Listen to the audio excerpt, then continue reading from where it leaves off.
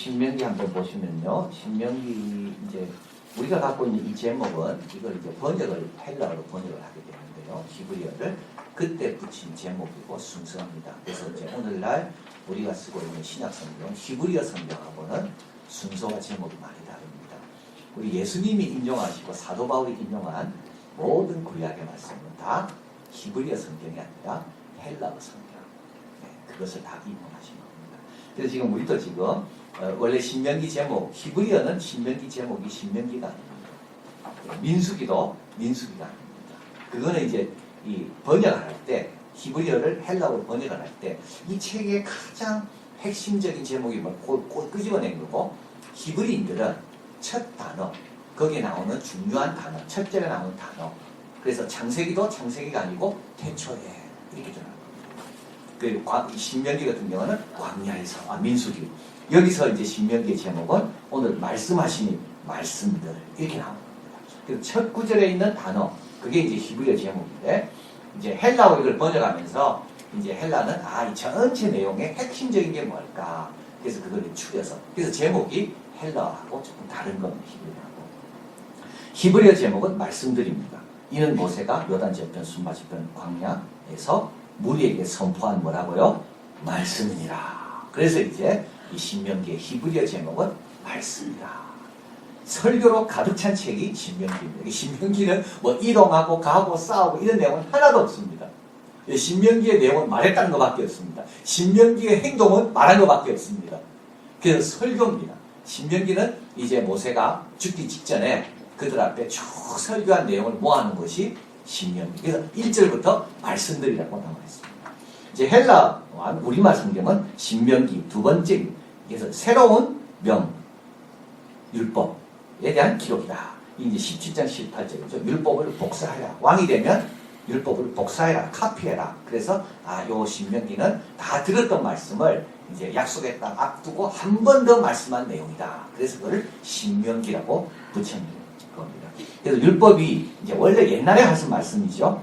그것을 새 시대와 연속성을 유지하면서 이런 시대의 요구에 어떻게 적응해 가는가를 보여주는 책이 신명기입니다.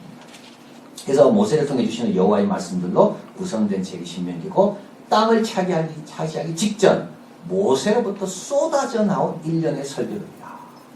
이게 신명기입니다. 그래서 이제 신명기를 보면 모세의 첫 번째 설교 1장 4절, 두 번째 설교 5장 28절, 세 번째 설교 29장 32절, 그리고 마지막에 모세가 죽습니다. 그래서 신명기는 어디로 갔고 뭐 기적을 행했고 이런 것은 하나도 안 나오고 전부 모세의 설교 말씀들만으로 가득 차 있는 책이 신명기입니다. 신명기는 BC 8세기부터 이게 이제 조금씩 형성되다가 바벨론 포로에 가서 이제 완성이 되게 됩니다. 신명기를 읽어야 하는 자는 세 사람입니다. 약속의 땅을 앞두고 있는 사람입니다. 지금 바로 지금 이 시점입니다. 그래서 이제 약속의 땅 건너기 전에 모세는 죽게 되고 마지막 모세가 이제 말씀을 남기는데요. 약속의 땅에 들어가서 어떻게 살아야 될 건가? 이제 광야와 안식처 사이에 변경에 있는 사람. 이제 광야 생활 끝나고 이제 안식처로 들어갑니다. 안식처가 끝이 아닙니다. 거기서 넘어질 수 있거든요. 그래서요, 안식처 들어가기 직전에 있는 사람이 읽어야 될 책이 신명기입니다. 또 이미 또 약속의 땅에 들어왔습니다.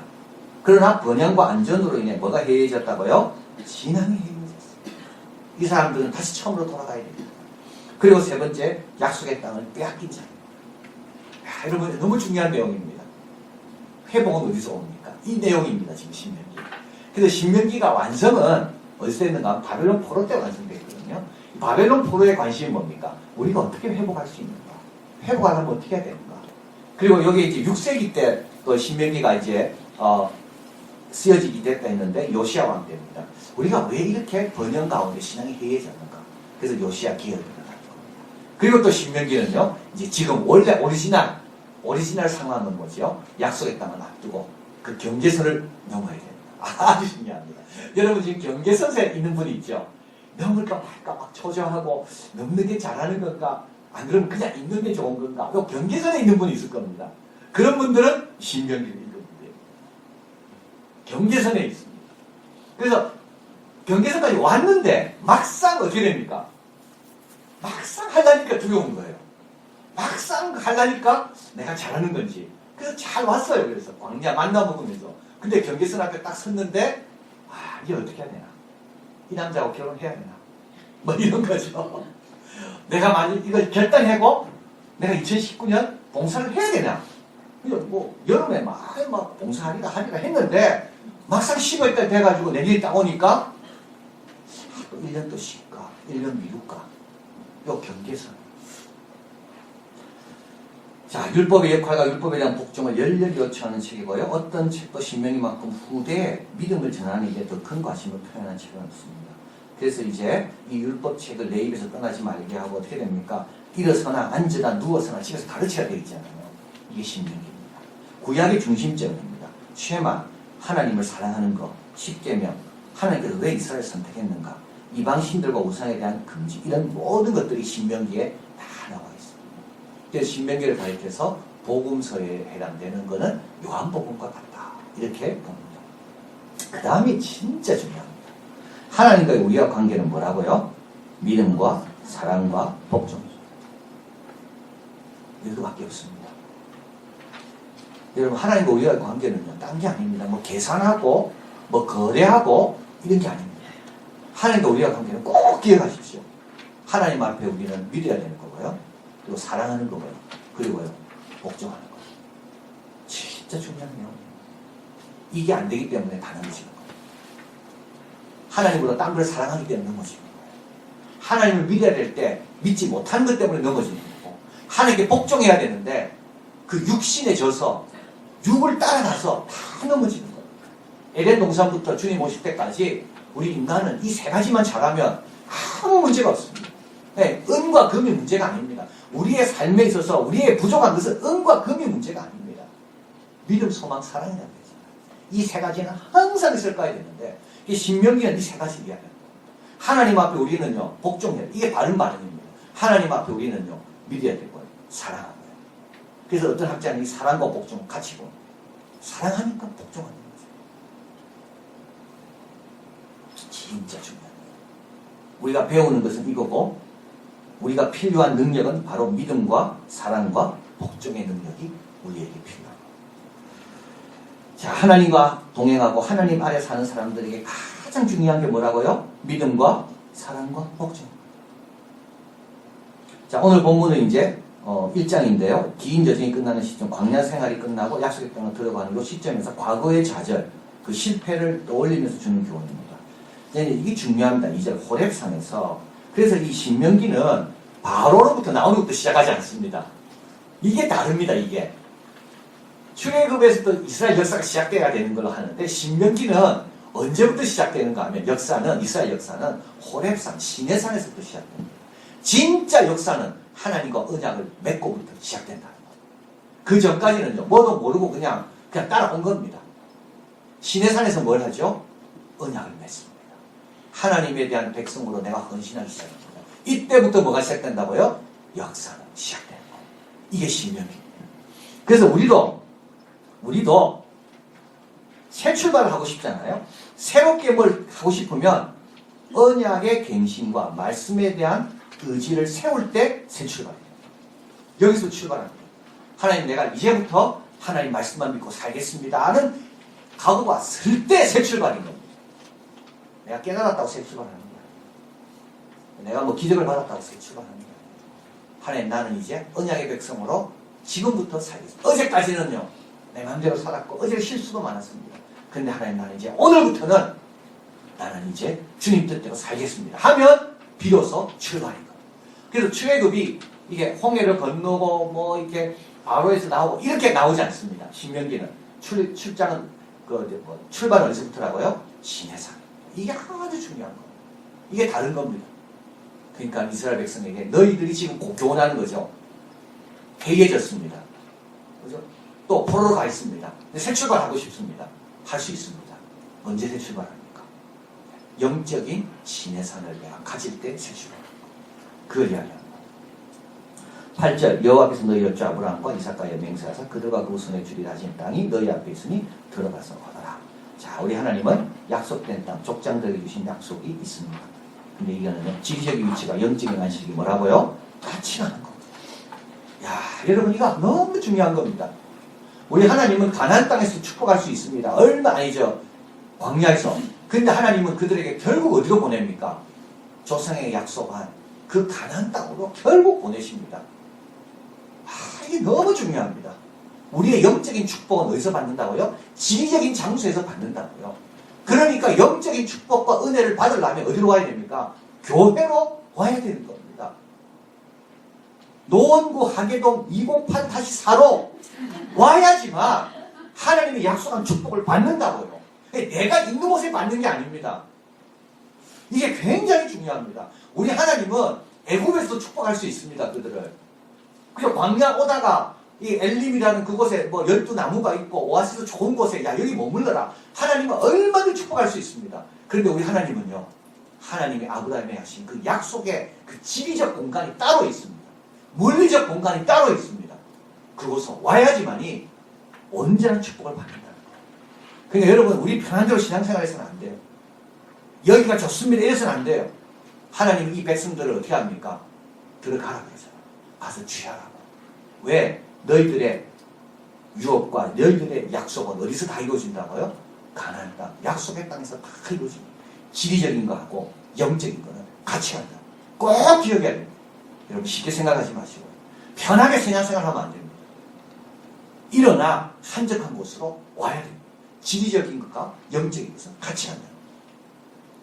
또 지도자에 대한 내용입니다. 너희가 각 지파의 지혜와 지식과 유명한 자를 택하라. 내가 그들을 세워 너희. 이게 이제 모세가 너무 이렇게 판결하기 어려우니까 하나님께 기도하니까 하나님께 세우라 그랬잖아요. 그래서 이제 이 내용을 다시 회고하는 겁니다. 앞으로 너희들도 이제 약속의 땅에 들어가면 세워야 되는데 또 지도자가 돼야 되는데 어떤 사람인가? 지혜가 있어야 되겠죠. 뭔가 지식이 있어야 될 겁니다. 뭐 법률을 잘 알아야 될 겁니다. 그 위에 뭐가 있습니까? 분별력과 통찰력이 있습니다. 여러분 너무 중요하지 않습니까? 지식이 없는 것에는 분별력, 통찰력이 생길 수가 없습니다. 하나님 말씀을 모르는 사람은요, 하나님의 통찰력을 가질 수가 없습니다. 기본 지식이 있어야 됩니다. 법에 대한 지식이 있어야 되고, 사업에 대한 지식이 있어야 되고, 기본 지식은 다 있어야 됩니다. 그 위에 뭐가 생긴다고요? 통찰력이 생기는 겁니다. 그리고 명망, 칭찬 듣는 사람을 세워라. 자, 16, 17절. 내가 그때 너희 재판장들이 명하여 이르기를 너희가 너희 형제 중에 송사를 들을 때 양방간에 공정히 판결해라. 타국인에게도 꼭 그래라. 그죠 여러분? 타국인이라고 함부로하지 마라. 재판은 하나님께 속한 것이다. 너희는 외모를 보지 마라. 귀천을 일반으로 알아라. 돈이 있든 없든 일반 똑같이 생각하라. 사람의 낯을 두려워 말라. 이게 약속의 땅에 들어가서 이제 세울 거를 과거를 지금 돌이키면서 지금 교훈을 주고 있는 거예요. 간접적으로. 결단하기 어려운 일이 있으면 어떻게 하라고요? 내게로 돌리라. 참 너무 귀한 내용이죠. 오늘도 이게 안 되는 거 아닙니까? 유전 유죄, 무죄, 무전 유죄. 근데 이게 언제입니까? BC 1444년. 이때입니다. 우리 하나님 말씀이 얼마나 현대적이고 앞서 있는지 모릅니다. 귀천을 일반으로 알아. 사람의 낯을 두려워하지 마라. 이 재판은 너희 재판이 아니라 이건 하나님이 맡기신 하나님의 재판이다. 하나님이 사람의 낯을 두려워하겠습니까? 그런데 하나님이 있는 사람 없는 사람 차별하겠습니까? 우리 하나님은 그런 하나님이 아니거든요. 그래서 그 하나님의 판결을 대신하는 사람은 그걸 꼭 기억하고 그런 권위를 갖고 판결하는 거예요. 자, 28절입니다. 자, 이제 가데스 바네아 실패 내용이 나옵니다. 19절에서 46절에 이제 정탐꾼을 보내잖아요. 정탐꾼이 돌아와서 이제 보고를 한 걸 듣고 이들이 장막에 돌아가서 하는 말입니다. 한번 읽어봅니다. 우리가 어디로 갈고 우리 형제들이 저희로 낙심케 하여 말하기를 그 백성은 우리보다 강대하며 그 성읍은 크고 성곽은 하늘에 닿았으며 우리가 또 거기서 안악 자손을 보았노라 하기로. 그래서 이제 우리 형제들이 낙심케 한다는 말은 정탐꾼을 이야기하는 겁니다. 10명의 정탐꾼이 와서 보고를 하는데 보니까 정말 낙심이 되는 겁니다. 이제 우리 어디로 가야 됩니까? 그래서 그들은 이제 하나님 앞에 불평하고 원망하고 모세를 죽이려고 그러고 이제 그 이야기입니다. 이게 안악 자손이 나오죠. 장대하고 번성한 족속입니다. 엄청나게 튼튼한 요새를 갖고 있는 부족입니다. 이를 보는 자들의 마음속에 두려움을 일으키는 자들의 종칭이 안악입니다. 자, 여러분 누굴 봤을 때 갑자기 두려워지고 위축되고 피하고 싶습니까? 그게 안악인 겁니다. 다윗이 블레셋 사람 골리앗하고 그게 안악인 겁니다. 뭘 하려고 하는데 경계선을 넘으려고 하는데 뭐가 딱 느껴지는 거죠. 야, 갑자기 두려움을 주는 겁니다. 이게 뭐라고요? 이게 안악이에요. 그런데 이 안악은 뭐라고요? 하나님의 능력을 증거하는 도구일 뿐입니다. 여기서 멈추거나 돌아서면 안 됩니다. 자, 여기에서 믿음, 복종, 사랑 여기서 다 갈라지는 거예요. 이런 안악이 안 나타날 때는요 다 괜찮은 줄 알았습니다. 내가. 그런데 안악 앞에 딱 서면요 그 다음부터는요 돌아서냐 들고 나가냐 그 경계선이 바로 이 뜻입니다. 자, 30절 33절 읽어봅니다. 우리 하나님 어떤 분입니까? 너희 앞서 행하시는 너희 하나님 여호와께서 애굽에서 너희를 위하여 너희 목전에서 모든 일을 행하신 것 같이 이제도 너희를 위하여 싸우실 것이며 광야에서 너희가 당하였더니와 사람이 자기 아들을 아는 같이 너희 하나님 여호와께서 너희 행로 중에서 너희를 아느사 이곳까지 이르게 하셨느니라 하나 이 일에 너희가 너희 하나님 여호와를 믿지 아니하였도다. 그는 너희 앞서 행하시며 장막 칠 곳을 찾으시고 밤에는 불로 낮에는 구름으로 너희 행할 길을 지시하신 자신이라. 얼마나 이 내용이 아름답습니까? 우리 아이들이 어디 갈 때 여러분 이 말씀 읽어주세요. 야, 하나님은 네보다 앞서가신다. 너를 안고 계신다. 우리 하나님은 장막 칠 곳을 미리 다 정해놓으셨으니까 아무 걱정하지 마라. 이제도 우리 하나님은 너희를 위해 싸우신다. 네 과거 하나님 경험한 거 많이 있는데 우리 하나님은 지금도 함께 하신다. 여러분 얼마나 아름다운 내용인지 모릅니다. 하나님이 하신 일은 보호 공급 훈련입니다. 하나님 보호하십니다. 양을 보호하잖아요. 부모가 자기 자녀 보호합니다. 공급합니다. 그죠? 부모가 공급합니다. 왕은 공급하는 자입니다. 그러나 그것만 있지 않습니다. 또 뭐 한다고요? 훈련입니다.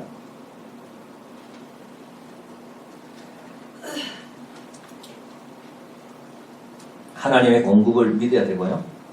하나님의 보호를 믿어야 됩니다. 보이지 않더라도. 자, 요게 믿음인 거죠. 어떤 사람은 보이는 것 갖고 다 판단하는데 보이지 않더라도 우리 하나님의 보호를 믿어야 됩니다. 하나님의 공급을 믿어야 됩니다. 그리고 여러분 훈련시킬 때요. 잘 받아야 됩니다.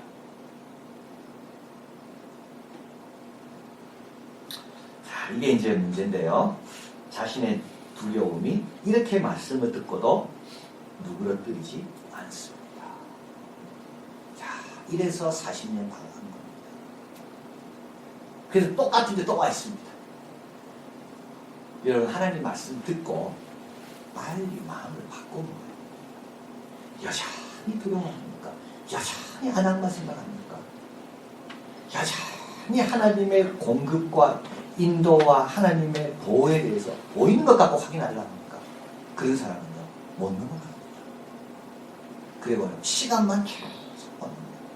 믿음은 여전히 그치 제자리에 있는 거예요. 자, 38절 한번 읽어봅니다. 너의 종자 너의 아들 여호수아는 그리로 들어갈 것이니 너는 그를 담대케 하라. 그가 이스라엘에게 그 땅을 기업으로 얻게 하리라. 담대함을 버리지 마라. 이것이 큰 상을 얻습니다.